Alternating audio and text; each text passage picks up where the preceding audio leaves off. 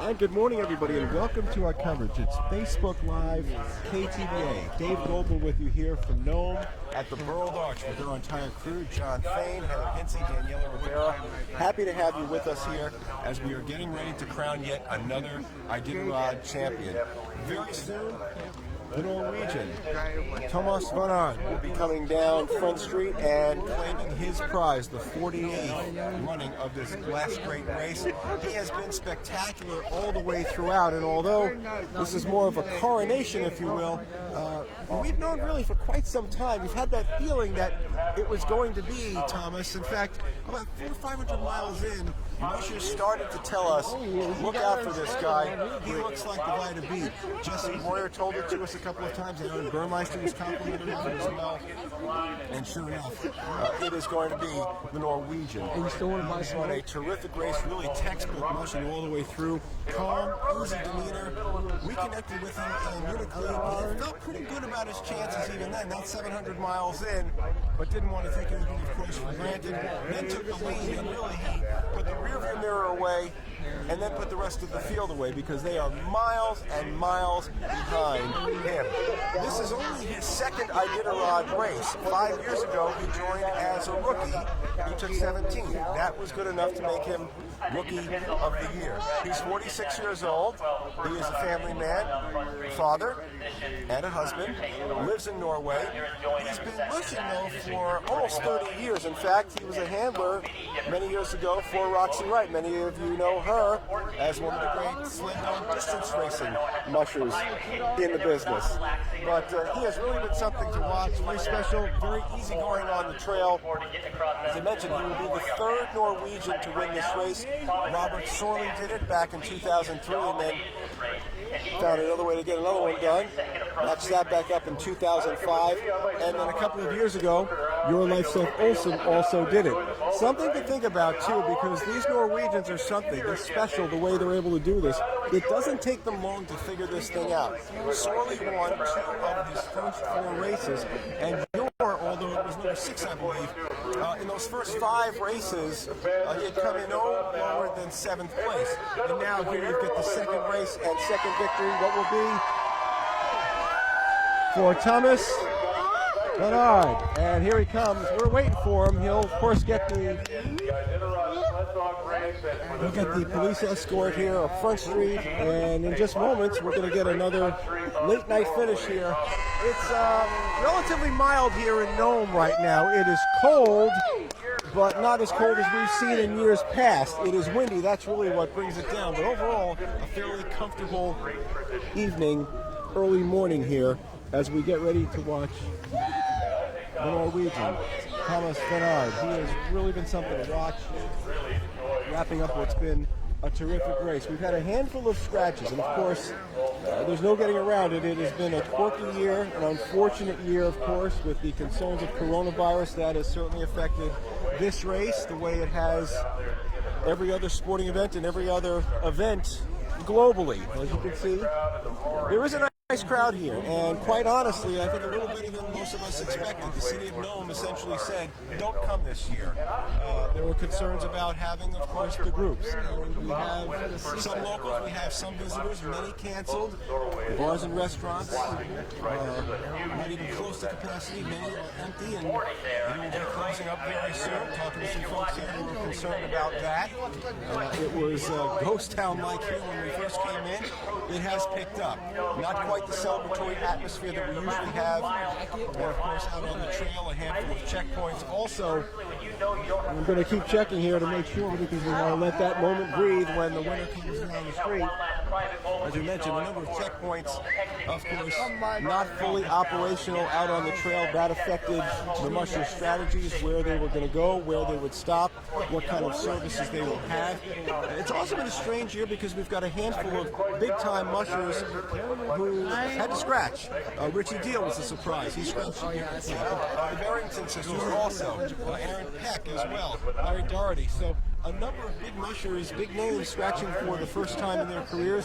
It's just been one of those years. But that should not take away at all for what this guy down the street has done. It has really been textbook mushing for the Norwegian. 46-year-old Thomas Bernard. It will be just his second race, and now he'll have quite a double there.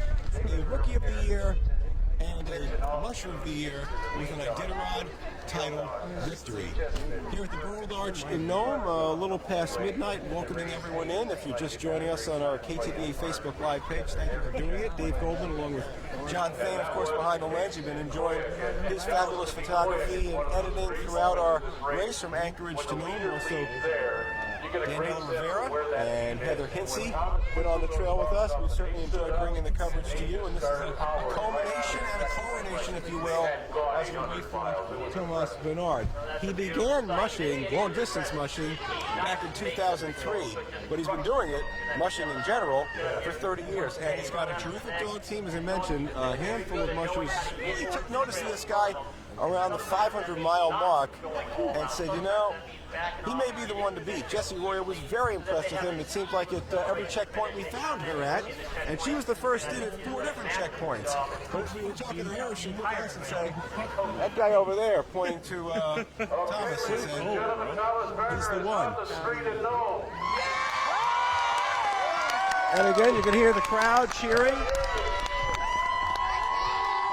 reacting to a winner. Really one of the great moments in sports. A 1,000-mile dog race, all the challenges that are involved. He'll get the police escort to the Burled Arch, and then he will meet the Iditarod officials. Mark Nordman will be here to greet him. There is a big vehicle just under the Burled Arch behind. We watched them park that baby a couple of hours ago. That will be going to him as well. A big check. Not cheap to keep dogs and keep them going 365 days of the year. Well, Thomas Bernard has really owned this race. Halfway through, we had a feeling he's one of the guys. Mitch Seavey was trying to make a run at him. Jessie Royer has had a terrific race. Wade Mars was in this thing. Brent Sass, all those names.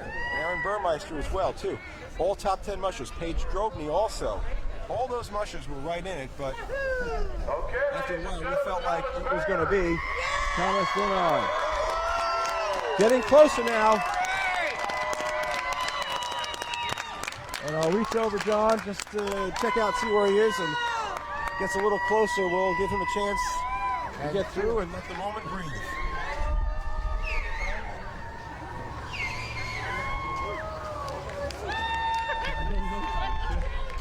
Why do you keep asking me? I don't know. Okay, one last obstacle. First time champ? First time champ, huh? Here they come.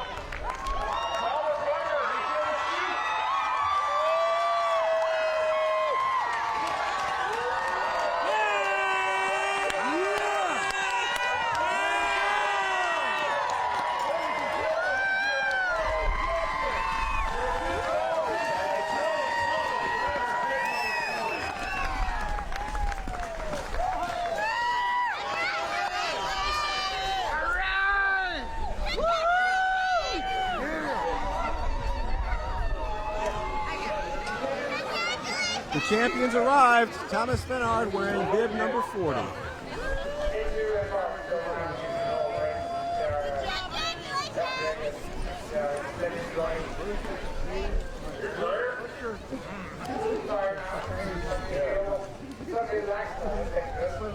Not so tired when you get here first, though, right? That's a lot of work.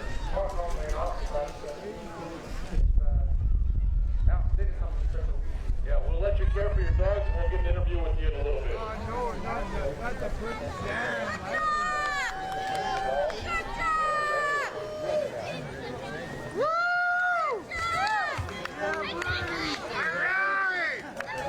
City of Nome and the Iditarod board.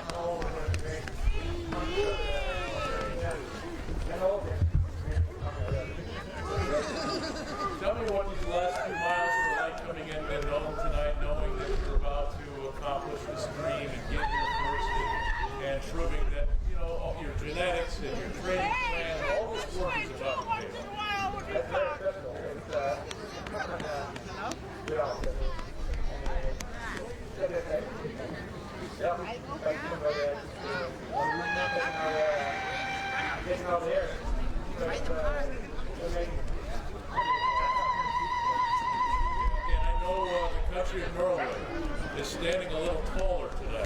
How about a message for them?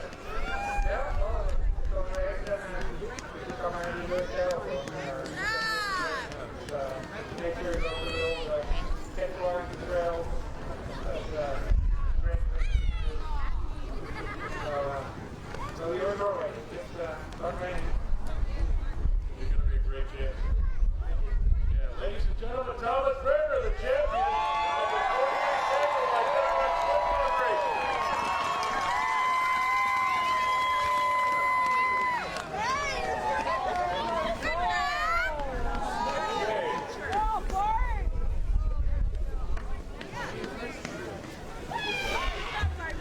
Thomas, we've had in Norway in the fall. It's a great pleasure to see you right here first in Nome.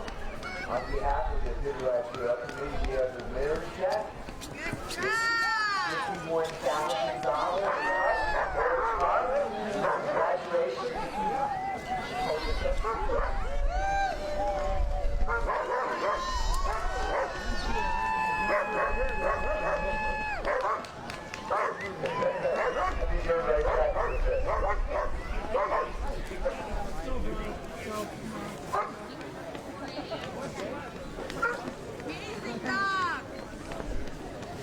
Thank you, Rob. Rob Herbeck. Now I think it's time to give away a truck. Where's the truck?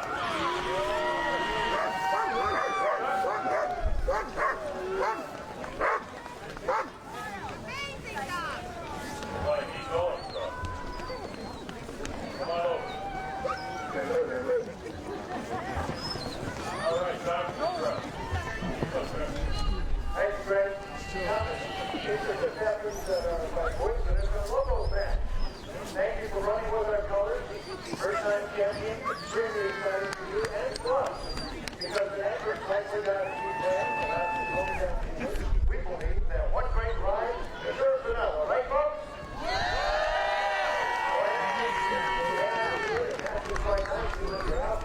Drop it down a little bit, look at that. And this is the Motorbrand 2020 Truck of the Year. Not only that, Cars.com shows a luxury car of the year. Guess what the company? It's this truck. So inside and out, we got luxury, we got performance, and your dog performs magnificently. Congratulations to you. Say hello to your fans one more time. Thank you. Yeah, I'm a dog fan, so I have a dog at home.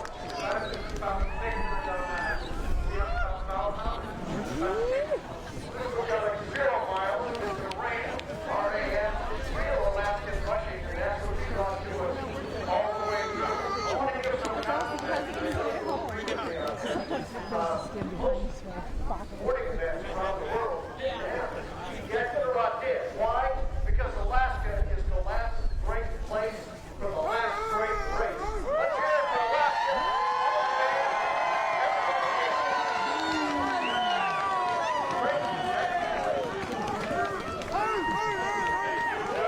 What a beautiful truck.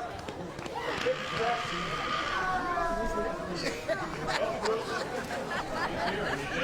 Yeah. That is great to see. That's what the most of them really want to stop. They can start Now, the only thing left, I think, is the presentation of the Garland of the Roses. And look at these dogs still eating like alligators, as they say.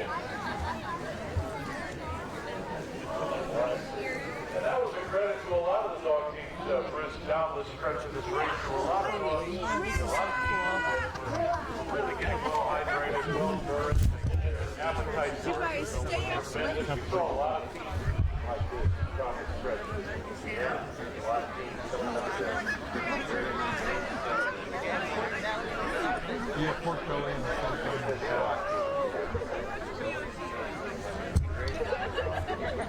you know where that can go in?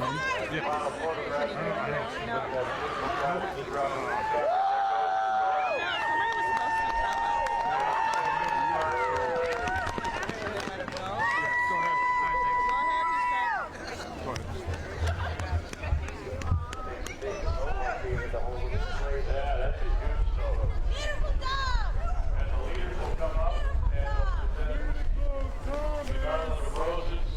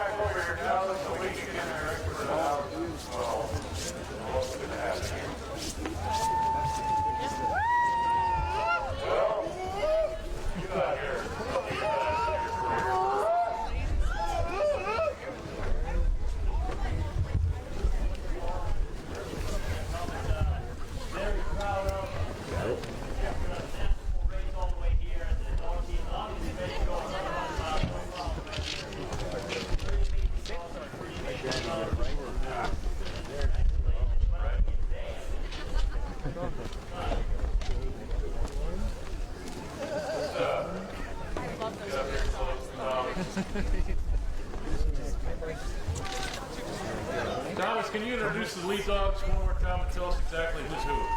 Well, the one on the right side, it's K2, and he's an amazing dog. He has his inside engine that never stops. And then you have Bart, he's the tough one. So he's the one shocking through everything. Doesn't matter whether it's tough, even if it's storms or whatever. So they put together an amazing team. Congratulations. Time for the photographs. I just want to Yeah, these are the iconic shots. And Dallas, I know you and Reed were up there a few times, and these are the photographs. You probably have them blown up probably somewhere in your property. But I love this photograph right here.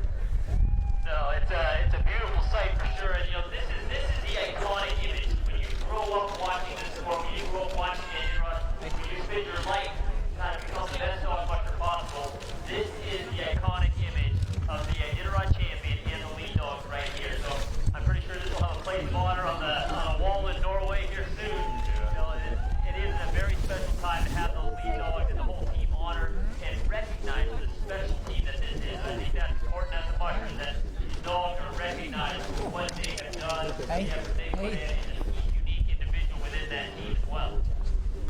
And special dogs out there. Now I know why you have this picture. Martin's a really tough dog he described, and it takes a variety of talents to all these dogs.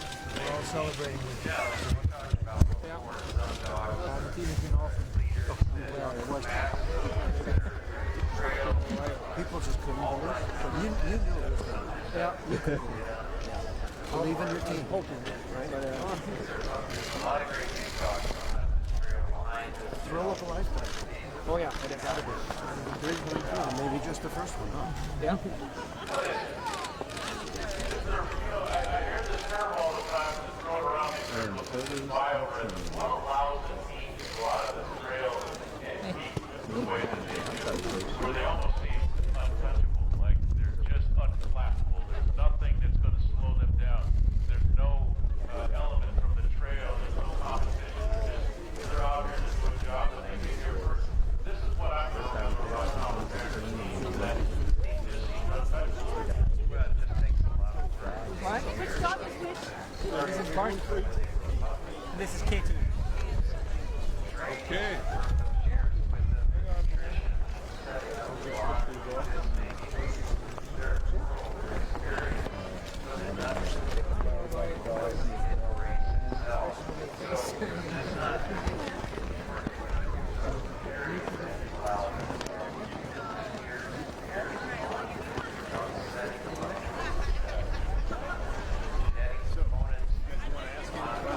Thomas, where did you think you had this race? He could do it exactly the I same. think I had a good chance when I saw the weather forecast and all the snow coming, because I knew my dogs were really good in rougher conditions. So I was hoping for a little snow. So I think that was part of it when I said, okay, this can happen. If I do things right now and stay focused, then I think maybe I have a chance. You said you need to take a risk here and there if you wanted to be the winner of this race. What risk did you take during the race? Well, I looked at, I asked about the weather forecast again, and it's a bit warmer, so I decided to take a long run from Caltech to Unifleet. And, it's a long run, and, you can take the speed out of the team, but they kept up really good after, so. But that's a chance to take, but it's, they did good. And they were performing, and the average speed actually on the end of that stage actually both increased. It went up on the end, so they are really amazing athletes. You get a really nice lead. Were you surprised that your lead extended by so much?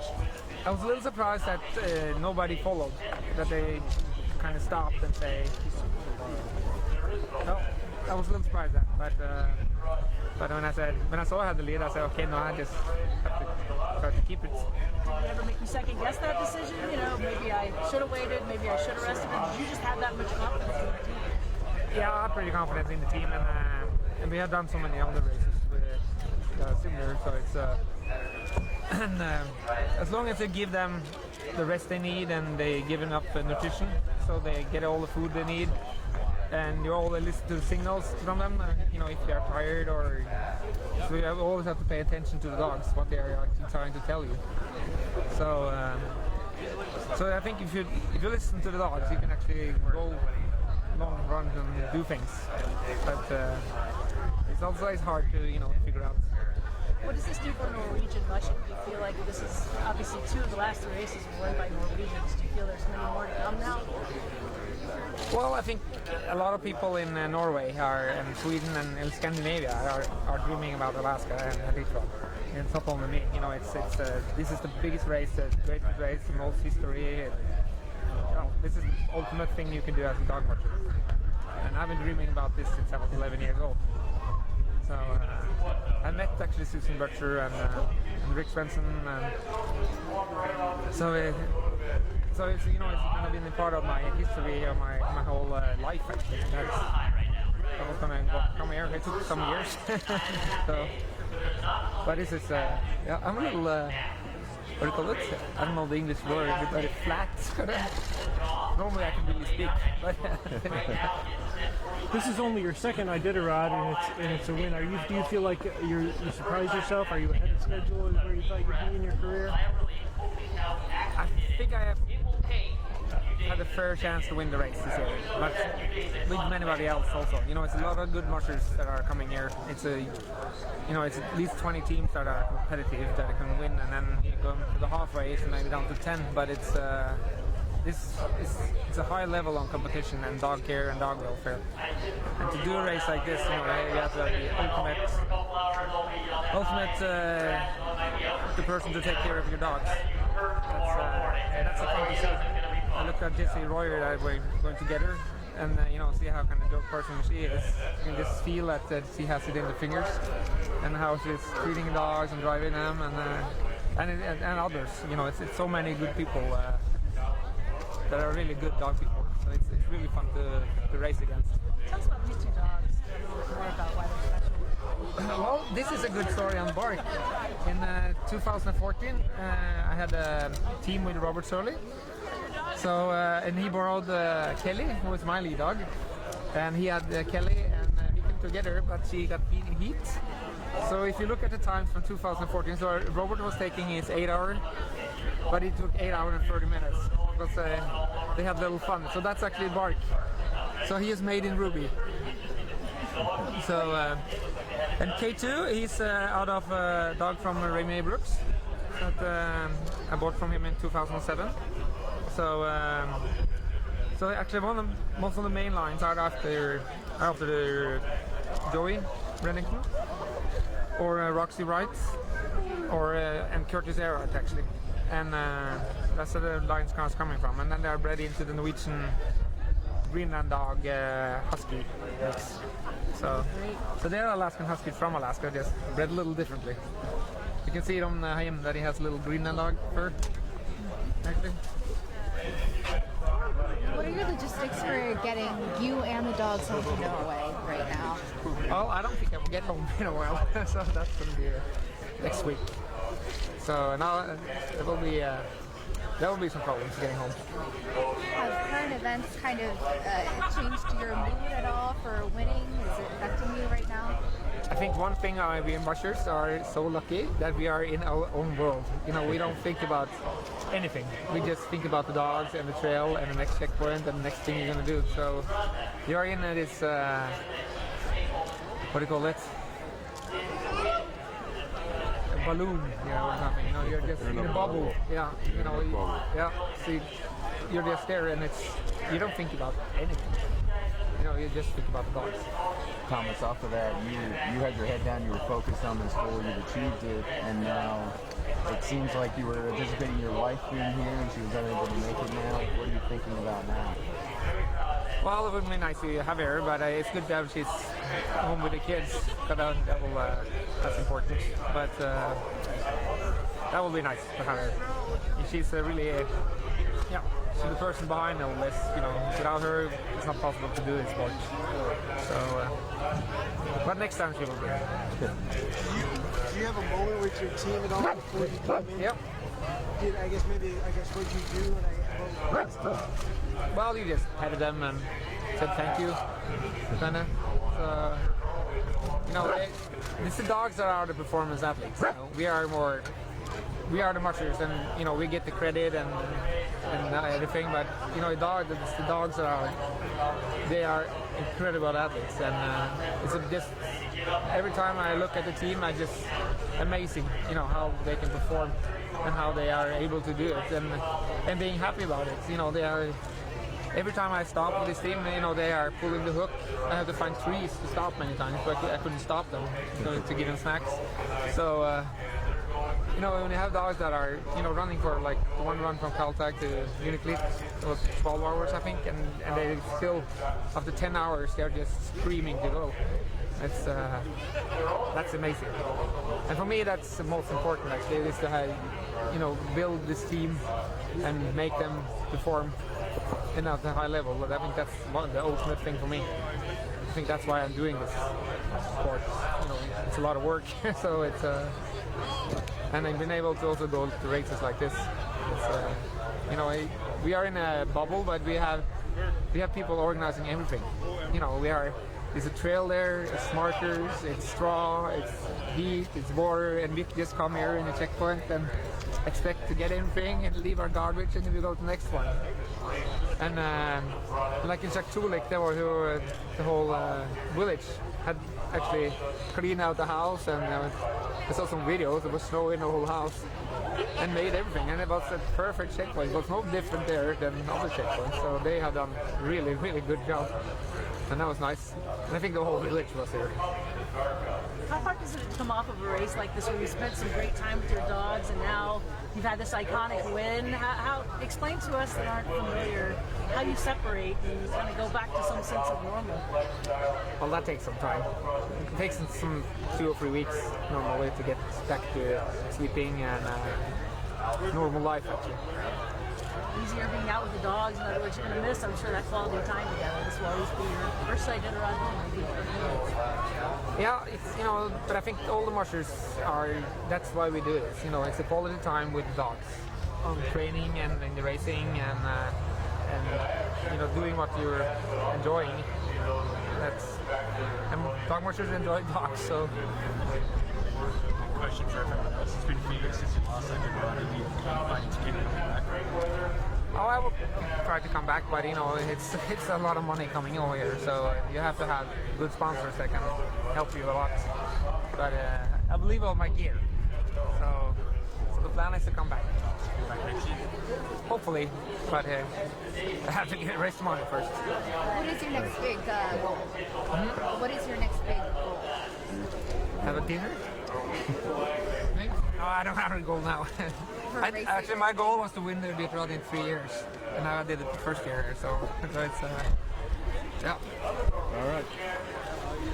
Okay, my friend. Thank you very much, Thomas. Thank you. Thank you very much. Congrats. Congratulations. One more. All right. We had a couple of mushers tell us that you did 400 or 500 miles in that they felt like you were the guy to beat. They were watching you and watching your dog team. Did it feel that way to you? No, I just focus on my team. I just focus on my dogs and my team, and that's the only thing I focus on. So, did you feel though the way things were going? Because they looked at you and they said, "Boy, Thomas is really going here. He looks terrific." Did it feel like you guys had? Yeah, they said it to me. You know, you're good. Yeah, but you know, you just try to keep them focused what you're gonna do, and that's the most important thing. K2 like the mountain? Yes. And Bark, B-A-R-K? Yes. All right, thank you. Perfect. You enjoy your meal.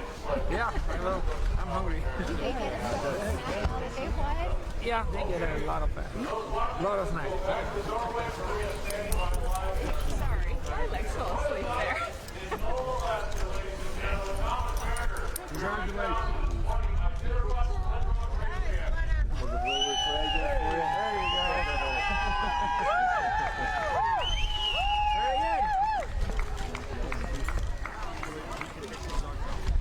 Yeah? All right. Thank you, Rob. Sure. Oh.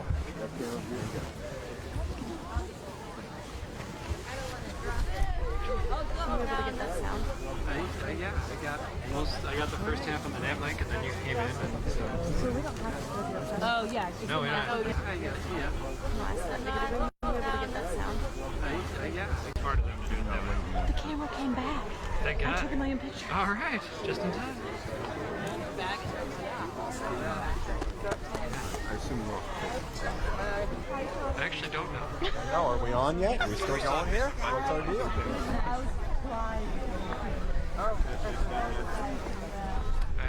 I think we can end it I now. don't know if we're off Facebook Live yet, folks. If you're still with us, then thanks.